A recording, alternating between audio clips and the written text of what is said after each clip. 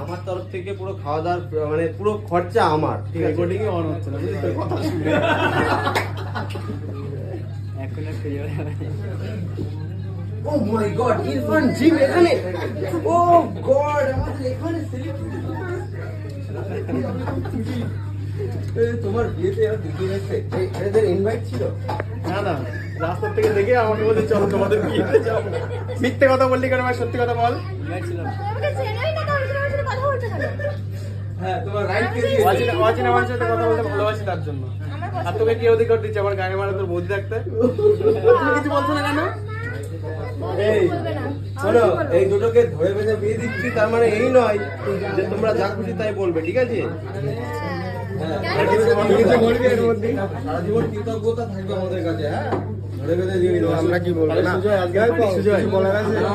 থানা পুলিশ আমি দেখে নেবো, চাপ নেই। আমার তরফ